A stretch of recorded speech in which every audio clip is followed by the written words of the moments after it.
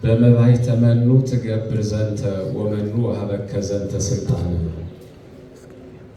በምን ስልጣን እንዲህ ታደርጋለህ? ይህንን ስልጣን ማን ሰጠህ?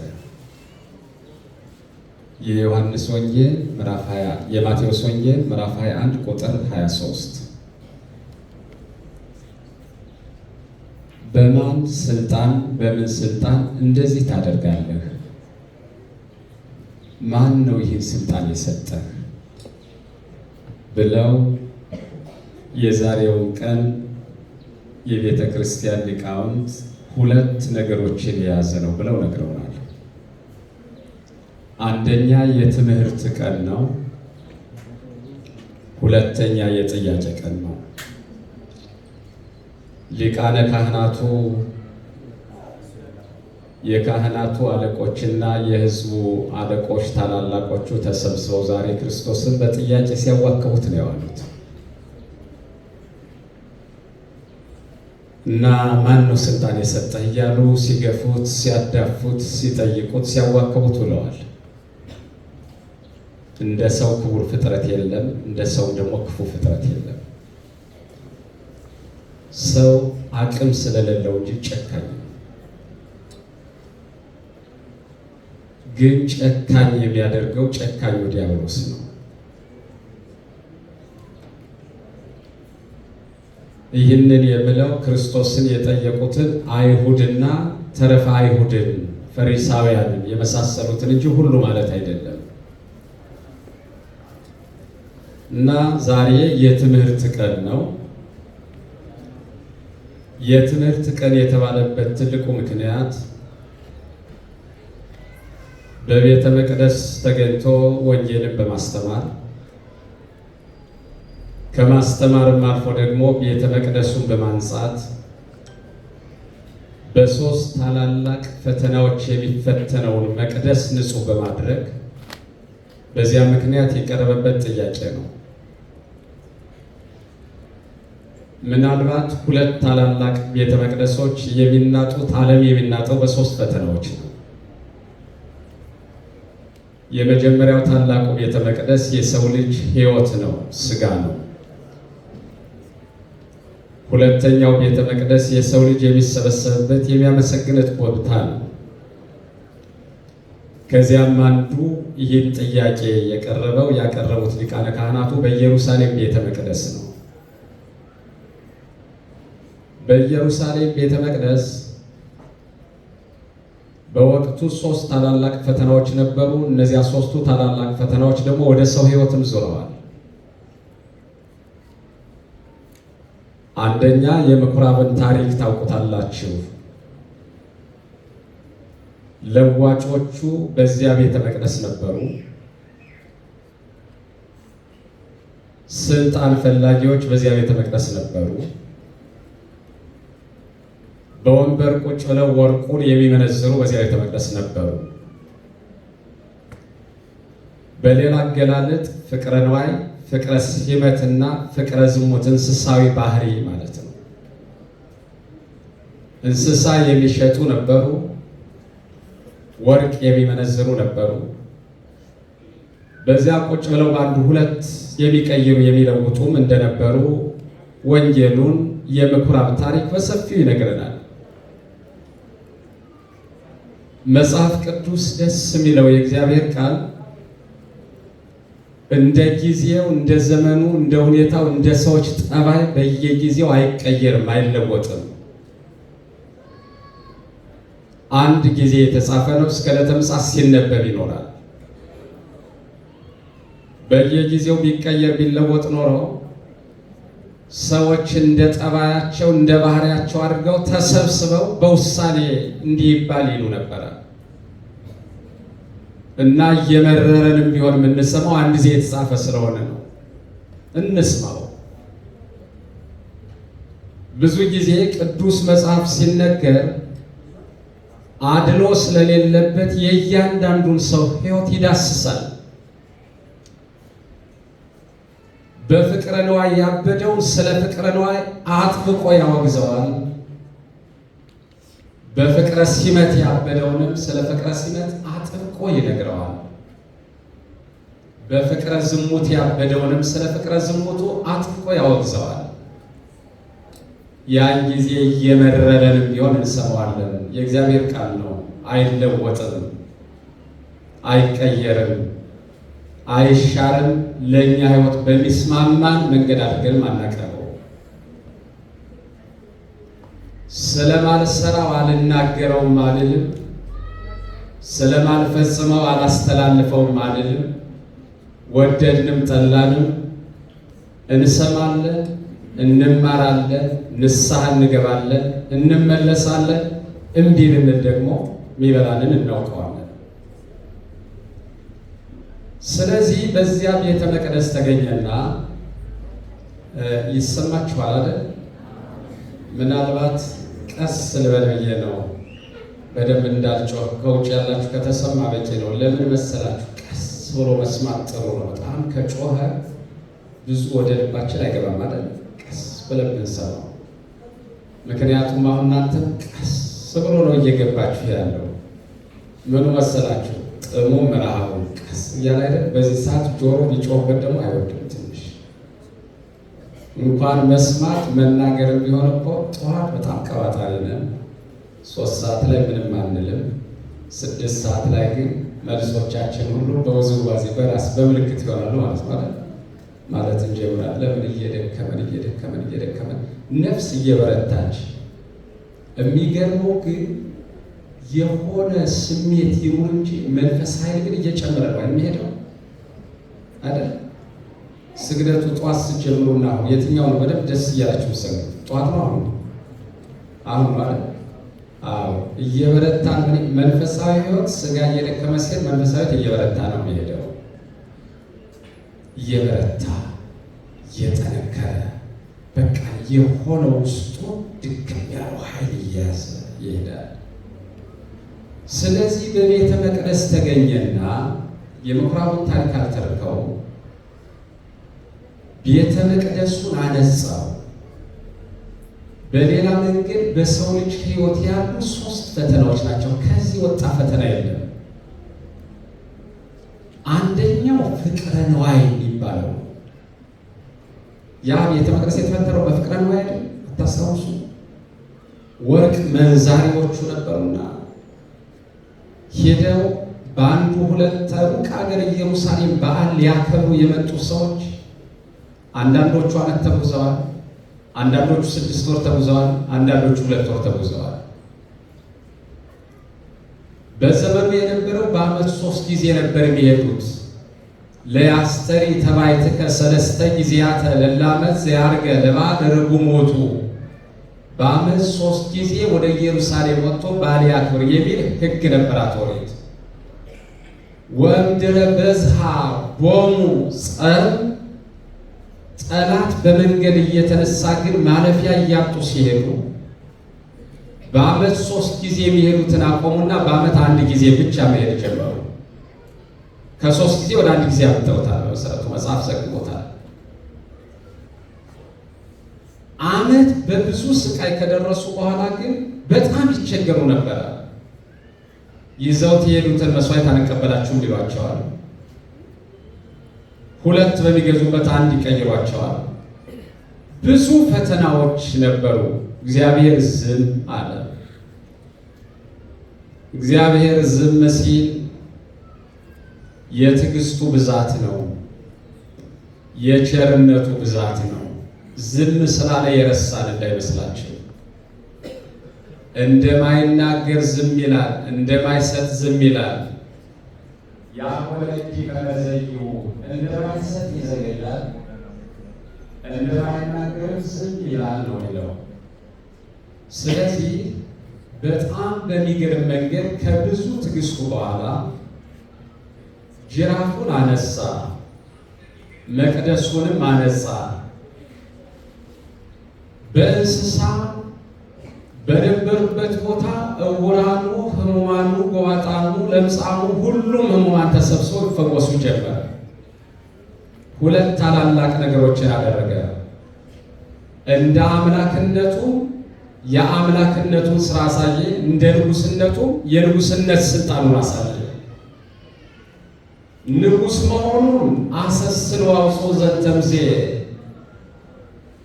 በደንብ ይጠቀሙበት የነበረውን ገበያቸውን ፈታባቸው። አምላክ መሆኑን ደግሞ ለማረጋገጥ ሕሙማንን ፈወሰ፣ ጎባጣዎችን አቀና፣ ለምጻሞችን አነጻ፣ ዕውራንን አበራ። ያን ጊዜ በዚያ ቦታ ላይ ከባድ ፈተና፣ ከባድ ንጾታ፣ ከባድ ውይይት፣ ከባድ ንግግር ሆነ። ተሰብስበው መወያየት ጀመሩ። በሌላ መንገድ ግን አማናዊ ቤተ መቅደስ ምንድን ነው? ወርቃቸውን በተነባቸው፣ እንስሳቸውን አስወጣባቸው፣ ወንበራቸውን ገለበጠባቸው። ይሄ ማለት በሰው ልጅ አማናዊ ቤተ መቅደስ ሕይወት ያሉ ፈተናዎች ናቸው። በእንስሳ የተመሰለው እንስሳዊ ባህሪው ጠባዩ ነው የሰው ልጅ። በወርቅ የተመሰለው ፍቅረ ነዋዩ ነው። በወንበር የተመሰለው ፍቅረ ሲመት ነው። ከሶስቱ ነገር የቱን ነው መጣው? ገሩስ ከገንዘብ ከሹመት ቀጥሎ ደግሞ እንደው ከፍቶት ኃጢአት እንኳን ወጭ ትወርታላችሁ አይባልም። እንደው ተገዳችሁ ካልሆነ ፍቅረ ነዋይ ገንዘብ ትጠላላችሁ ምን አንተና ማለት ብና አየደከምንበትና አንተ እንደ ያደከምንበትስ ማግኘት ትፈልጋለህ ማለት ነው። አንተ ያደከምንበትን ያሉት እንደው ዝም ብለህ ያደከምንበትን የሆነ ቦታ ነው ብናገኝ ደስ ይለናል አይደል? ይለናል። ሹመትስ ትወዳላችሁ አትወዱ? ለስደተኛ እንኳን ይሄ ተጠይቀው ዓለምትና ተዘያየ በፍቅረ ሲመት፣ በፍቅረ ነዋይ፣ በፍቅረ ዝሙት። ፍቅረ ነዋዩ ገንዘብ ለማግኘት ወንድሙ ሲገድለው ነው የምታዩት። አሳልፎ ሲሰጠው ነው የምታዩት። ስንዷ እመቤት ቤተ ክርስቲያን እኮ ጠንቅቅ አድርጋ የሰራችው ወንድም ተቸግሮ ብታበድረው እንኳን ቤተ ክርስቲያን በምትሄድበት ቀን ብድርህን እንዳትጠይቅ የሚል ሕግ ተሰርቷል። ምክንያቱም የሚከፍልህ ነገር ቢያጣ ምናልባት ሊያገኘኝ ይችላል፣ ገንዘብ ሊጠይቀኝ ይችላል ብሎ ቤተ ክርስቲያን እንዳይቀር በዚያን ቀን በሰላም አምላኩ ጋር ተነጋግሮ እንዲመጣ ያገኘኝ ይሆን አያገኘኝም እንዳይ፣ ይጠይቀኝ ይሆን አይጠይቀኝም እንዳይ ቤተ ክርስቲያን በምትሄድበት ቀን እንዳትጠይቀው። ሶስት ነገሮች ይናጣሉ በእኛ ሕይወት። በእኛ ሕይወት እንዲህ ናቸው የሚፈራረቁት። ማንን አብነት ታረጉ? እኛስ እግዚአብሔር ይመስገን ያስተማሩ መምህራን አብነቶቻችን ናቸው። የኔን የወር ደመወዝ እድሜ ልካቸውን ያስተማሩ መምህሮች አይተውት አያውቁም።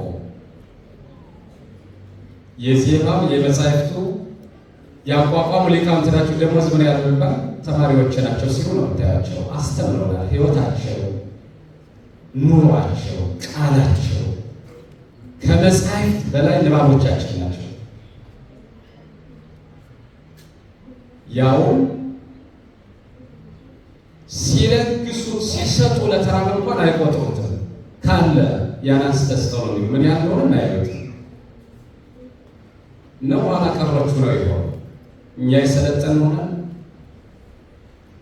ስለዚህ ባጭሩ የሰው ልጅ ሕይወት በዚህ ሲፈተን ክርስቶስ መጣ። ጅራፉን አነሳ፣ አጸዳ። ይምጣ መምጣት እንዳይመጣ እኮ ይዘገያለሽ። እንደ መምጣቱ ጥሩ ነው ባንለውም አይቀርም፣ ይመጣል። ተዘጋጅተን እንጠብቀው፣ እንዘጋጅ፣ እንስማ፣ እናስተውል። በግልጥ ይመጣል፣ ዝም አይልም፣ እሳት በፊቱ ይነዳል ነው የሚለው ጻፍ። እግዚአብሔር በግልጥ ይመጣል። ስለዚህ ጥቅሙ የተቋረጠባቸው ነጋዴዎች ጤናማውን ነጋዴ አይደለም። ምናልባት ነጋዴዎች ስንዴ ንግድ ኃጢአት ነው እንዳትሉ፣ የተፈቀደ ነው። የራሳቸው ያልሆነውን ያልደከሙበትን ያልታዘዙትን የሚደክሙ ነጋዴዎች ነበሩ። በዚያ ሰዓት ጥቅማቸው የተቋረጠ ገበያቸው የተፈታባቸው ተሰበሰቡና ልክ የገበያው ያዘኑ የሕዝቡ ያዘኑ ሽፋኑ ገበያው ነው። ጉዳዩ ግን የራስ ጉዳይ ነው። ዓለም እንዲህ ነው።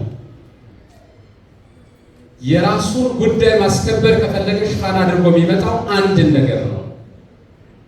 ወይ የወንድሙ ጠበቃ ሆኖ ይመጣል፣ ወይ የሕግ ጠበቃ ሆኖ ይመጣል፣ ወይ የተቋም ጠበቃ ሆኖ ይመጣል፣ ወይ የቤተ ክርስቲያን ጠበቃ ሆኖ ይመጣል፣ ወይ ደግሞ እንደ የገሌ ጉዳይ ሊል ይችላል። ዓለም እንዲህ ነው። ሄዱና ጥያቄ ጠየቁት። በመባይ ተመኑ ትገብር ዘንተ ወመኑ ሀበከ ዘንተ ስልጣነ። ማን ነው ይህ ስልጣን የሰጠህ? አሁን ሄደው እንዲህ ለምን አደረገ? አይደለም ስልጣን ማን ሰጠ አሉት። የክፉ ሰዎች ጥያቄ በክፉ ሰዎች ክፉ ጥያቄ የቀረበበት ቀን ነው። በመሰረቱ የምትጠየቋቸው ሁሉ ጥያቄዎች ጤናማ አይደሉም። በጎ ጥያቄ የሚጠይቃችሁ ሰው አለ፣ ክፉ ጥያቄ የሚጠይቃችሁ ሰው አለ። መርምሩ፣ አስተውሉ። በልባችሁ የተሰጠን እኮ በጎ ሕሊና የተሰጠው ሰው ጆሮ አጣርቶ እንዲሰማ ነው። ልቡ መርምሮ ለይቶ እንዲያውቅ ነው። ለምን ማስተዋል ተሰጠ? ለዚህ አይደል ሰው በሶስት ነገር ፍጹም ይሆናል ይላል ዜና እስክንድር የተባለ መጽሐፍ። በስንት ነገር አሏቸው? በሶስት ነገሮች። ሶስት ነገሮችን ተግባራዊ ካደረግ የትኛው መንገድ የማይናወጽ ማለት አለ። ዘውቶሞ ሃይማኖት ወልቡና ወአእምሮ። ሶስት ነገሮች በአንተ ህይወት ካሉ ሁልጊዜም ነገሮችን አተፍተታ ያለ። አንደኛ ፍጹም ልብ ይኑርህ፣ ቅን የሆነ ልብ። በጣም ቅኖቹ በጣም ከምቀናው ምን ያስቀናል? በዚህ ያለ ብትሉ ምንም ነገር አይደለም። በቅን ሰዎች ግን ይቀናል። ምን አለ ለኔም ጨምሮ ሊሰጠን የሚል እመኛለሁ። ቅን ሰው በጣም የዋህ ደግ ሁኑ። ቅንነት ለምን ይጠቅማል? ቅን ልብ ያለው ሰው ልጓም ነው። ዘውቱ ልቡና አቃቤ ሥጋ ከውእቱ። ሥጋህን እንደ ልጓም አድርጎ የሚዝልህ ቅን ልብህ ነው። ልጓም ታውቃላችሁ አይደል? አለ ውጋት ላይ የለም የለም አላያችሁ? የለም ውጋት ልጓም አለ የለም? አይታወቅም። ልጓም አታውቁም? ለምንድን ነው አገልግሎቱ? ለፈረስ ፈረስ ምን ላይ ይሆናል? አፉ ላይ። ለምን? ምን እንዳይሆን ለምንድን ነው አፉ ላይ የሚሆነው? ብረት ነው አይደል? ግን ጥርሱ ይሰበራል? አይሰበርም። በጣም ይጎዳል፣ ግን አፉ ላይ ነው ያለው። ለምንድን ነው አፉ ላይ የሚሆነው? ወደ ፈለገው እንድስበው። ጥሩ ነው። ወደ አራት ምክንያቶች አሉት። አንደኛው ጌታው በሚቃኘው ቅኝት እንዲጓዝ ነው። የፈረሱ ጌታ በልጓሙ ይቃኘዋል። ወደ ቀኝ ካለውም ወደ ቀኝ ነው የሚሄደው። ቀጥታ ሄድ ካለውም ቀጥታ ነው የሚሄደው። በራሱ ፈቃድ አይሄድም። በጌታው ፈቃድ የሚቃኘው በልጓሙ ነው። አንደኛ። ሁለተኛ እንዳይበላ ነው። ጌታው ንፉግ ሆኖ አይደለም። ያን ስራ በሚሰራበት ሰዓት እንዲበላ እንዲመገብ አልተፈቀደለትም። ከተመገበ ይጠግባል፣ ከጠገበ ጌታውን ይጥላል። ጌታውን ከጣለ ደግሞ ያ ጌታውን ወይ ይሸጠዋል፣ ወይ ይገርፈዋል፣ ወይ ይገድለዋል ማለት ነው። በጎ ልብ ጾም ልጓምነቱ ለዚህ ነው የሚጠቅመው። የጾም ልጓምነት የበጎ ልብ ልጓምነት ቢጠቅምህ በምትፈልገው ቅኝት አትቀኝም፣ በጌታ ቅኝት ነው ትቃኘው። አምላክህ በሚቃኝ ቅኝት ወደዚህ ሲል ትሄዳለህ። በፈለገው መንገድ አትጓዝም። ሁለተኛ እንዳንጠግብ ነው። ጥጋበኛ ሰው የያዘውን ስለሚጥል የተሰጠን ክብር አለን። የልጅነት ክብር አለን፣ የጸጋ ክብር አለን፣ የጥምቀት ክብር አለን፣ የረድኤት በቃ ተቆጥሮ የማያልቅ ጸጋ ክብር ተሰጥቶናል። ጥጋበኞች ከሆን የተሰጠንን ክብር እንጥላለን። ባጭሩ የእግዚአብሔር ማደሪያዎች የለም፣ ጌታችንን እንጥላለን። ቅን ልብህ ልጓም ነው ይላል አንድ። በቅን ልብ ላይ እውቀት ሲጨምርበት ደግሞ መሪ ነው እና በዚህ መንገዱ እያለ ይመራሃል። እውቀት መሪ ነው። በዚህ ላይ ደግሞ ፍጹምነት ሲኖር ደግሞ የፀሐይ ብርሃን ነው። ሃይማኖትህ እንደ ፀሐይ ብርሃን፣ እውቀትህ እንደ መንገድ፣ ልጓምህ የሥጋ ጠባቂ ሆኖ ያገለግልሃልና ፍጹም ልብ፣ ፍጹም እውቀት፣ ፍጹም እምነት ይኖርህ። ሦስት ነገሮች ናቸው። እኒህ ግን ክፉ ሐሳብ ስላላቸው ጠይቀውታል። በመሰረቱ የጠየቁት ዛሬ ብቻ አይደለም፣ የጥያቄ ቀን በለውና ወደ መልሱ ልመጣ ነው። በአንድ ወቅት ልክ ለዮሐንስ ደቀ መዛሙርት ያሰቡ የተጨነቁ መስለው ሂዳችሁ እንዲህ በሉ ብለው መልእክት አስተላልፈው ጠይቁት ሂዱና አሉት። በአንድ ወቅት በጣም የሚገርመው ማለት ነው የክፉ ሰው ጠባይ፣ የክፉ ሰው ጎረቤት፣ የክፉ ሰው የሥራ ባልደረባ ሁልጊዜ ፊት ለፊት አይጠይቃችሁም። ፊት ለፊት ከጠየቀ መልሱን ያገኛል። የሆነ ሚልከው ሰው ይፈልጋል። ከተሳካለት ይቀጥላል፣ ካልተሳካለትስ ያቆማል፣ ሌላ አጀንዳ ይቀርጻል። እና ምን አሉ? ሂዱና መምህራችሁን የዮሐንስ እንግዲህ ታውቁታላችሁ። ዮሐንስ መጥምቁ አለ፣ ዮሐንስ ወልደ ነጎድጓድ አለ።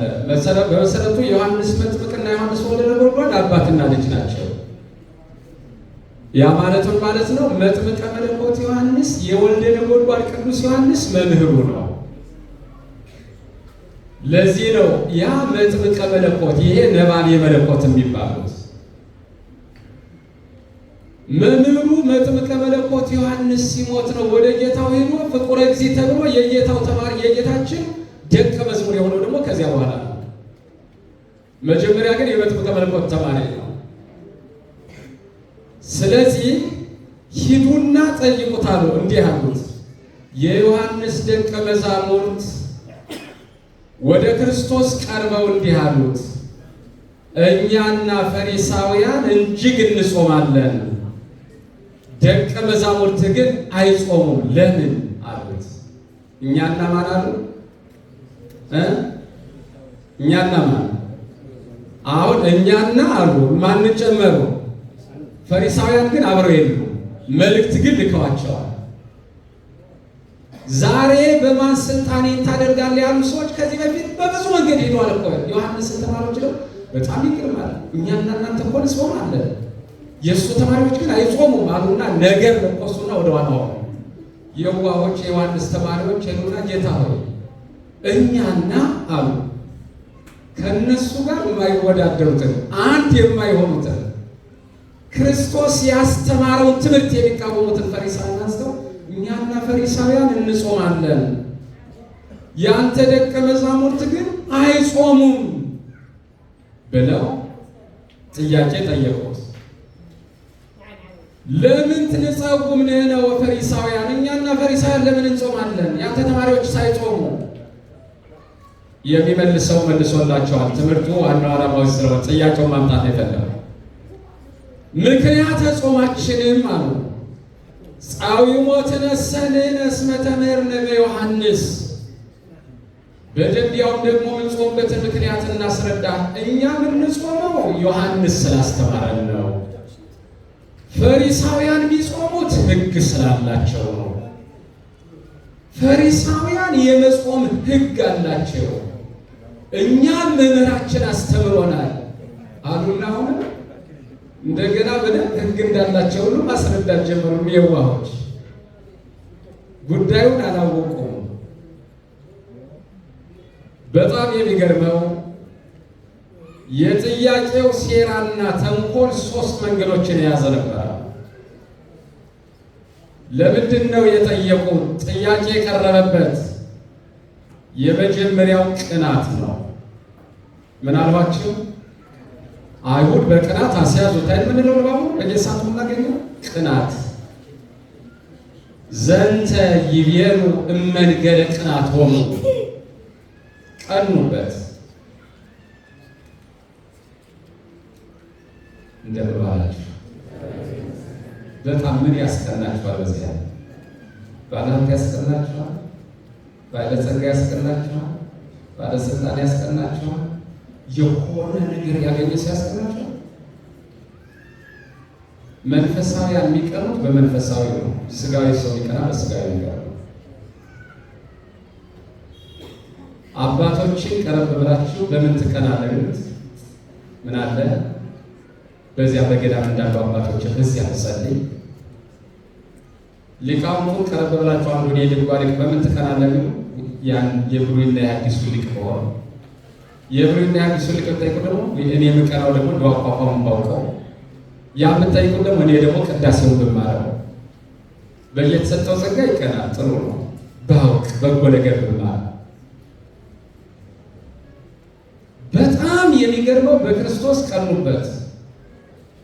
ምድራዊ ሀብት የለውም፣ ንብረትም የለውም። እንዘባይ ሩቱ አንዴ ርሷይ ባለጸጋ ሲሆን ራሱ እንዳያነ ያደረገ ዓለምን የሚመግብ መጋቢ ዓለማት ሲሆን መሴሴ ሁሉ ሲሆን ተራበ፣ ተጠማ። ምናልባት ሕሙማንን ፈወሰ፣ ጎባጣ ቀና፣ ለምጻምን አነጻ። ተራበ፣ ተጠማ። ምኑ ያስቀናል? መከራው።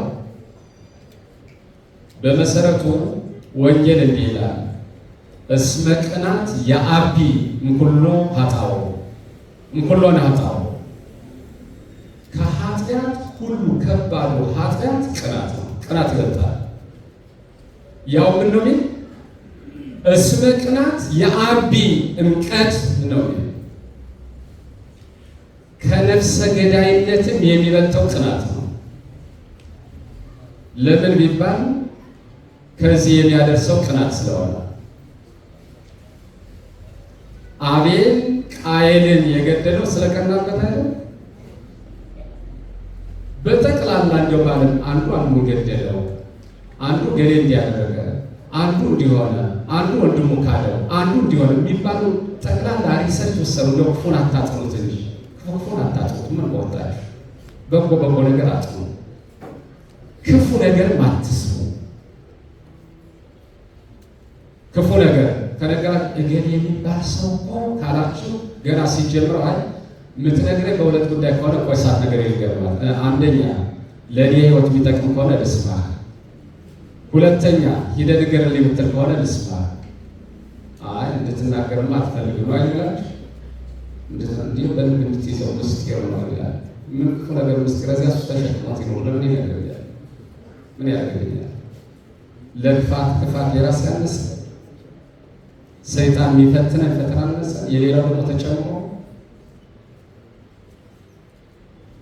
ስለዚህ ቀኑበት። በዲያብሎስ ቅናት ሞት መጣ፣ ወደዚህ ዓለም ገባ የሚለው ጥበብ 2:24 ላይ በዲያብሎስ አማካኝነት የመጣ ነው የዚህ ዓለም ቅናት። እስቲ ነው ማድረግ ልበለው እንደዚህ ጎበዝ ነጋዴ ካያት ጎበዝ፣ በጣም ጎበዝ በርታ በሉት። በስራ ቦታችሁ በጣም ጎበዝ ተማሪ ካያት በጣም ጎበዝ ሆነ ብላችሁ አድንቁት። በጣም ጥሩ ቅን ሰው ካያት በጣም ቅን ሰው ሆነ ቀጥል፣ በጣም ደስ ይላል በሉት። በጣም ደስ የሚለን መተቸት ነው ማመስገን ነው? እንደው የሚቀናን የቱ ነው? የሆነ ክፉ ከመነጋገር ከመወያየትና በጎ ከመናገር የቱ ይቀናናል? በጎውን እግዚአብሔር ያሳስበል። አሜን በሉት። በዲያብሎስ የክፋት ቅናት በጎ ስራዎችን ያጠፋል፣ የዋህ ልቡናን ያሳዝናል፣ በሞት ፈጥኖ ይሄዳል።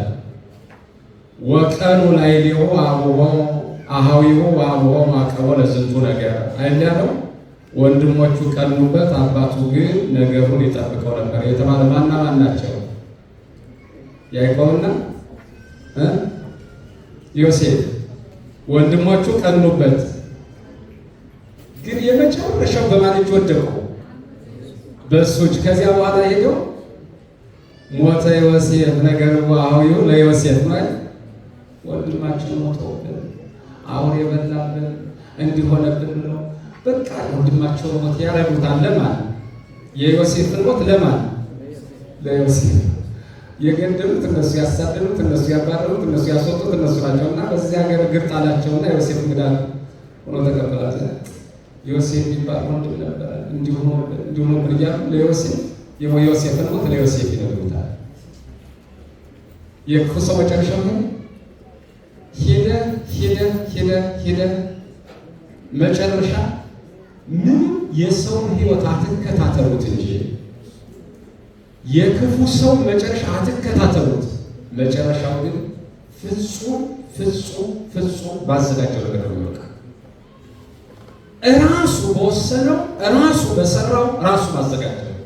አይሁድን ልታዩ ነው መጨረሻቸው። ደሙ ላዕሌ ነው ላዕለ ውሉድን አይደለም፣ ይሙት ይገደል፣ ደሙ በእኛ ላይ ይሆናል። ይኸው እስከ ዛሬዋ ዘመን ድረስ በአፋቸው ደም ጎርሰው በእጃቸው ደም ጨብጠው የሚወለዱት ለምንድን ነው? ደሙ በእኛና በልጅ ልጆቻችን ይሁን አይደለም። ፈርዖንን አላያችሁም? ሕግ ሲያወጣ እስራኤላዊ የሆነ እያንዳንዱ በምን ይገደል ነው ያለው? ባህር ውስጥ ይጣል፣ ግን ወንድ ልጅ ሴቶች አይደሉም ማለት። መጨረሻ ግን ፈርዖን እስከ ሰራዊቱ ባህር ሲሰጥም አንድ ሴት ልጅ ያለ የግብፅ የለም። ለምን? ያወጣው ሕጉን እሱ ነው። ባህር ይጣል የሚለውን የወሰነ እሱ ነው። ወንድ ልጅ ብቻ ያለም እሱ ነው። ባህር ይጣል አለ፣ ባህር ነው የገባ። ወንድ ልጅ ብቻ አለ፣ ወንድ ልጅ ብቻ ነው ያለቀው። የራሱ ማለት አርቆ ማሰብ። ስለዚህ የመጀመሪያው የሚጠይቁት ስለቀኑበት ነው። አንድ ሁለተኛው ጥያቄው ጥላቻን የተመላ ነው። የጥላቻ ጥያቄ ነበረ። አመፅን፣ ጥላቻን፣ ክርክርን የሚያደርጉ ክፉ ሰዎች ከእግዚአብሔር የተለዩ ይሆናሉ ነው የሚል መጽሐፍ ቅዱስ። አመፅ፣ ጥላቻ፣ ክርክር የሚያደርጉ ዲድስቅልያ የሕግ መጽሐፋችን ምዕራፍ 11 ቁጥር 13 ይህን ነው የሚነግረን። አመፅን፣ ጥላቻን፣ ክፋትን የሚያደርግ ሰው ክፎች ከእግዚአብሔር የተለዩ ይሆናል። ከእግዚአብሔር የተለዩ ይሆናል። መጽሐፍ ነው እንዲህ ይላል። ጥላቻን ሰይጣን በሰው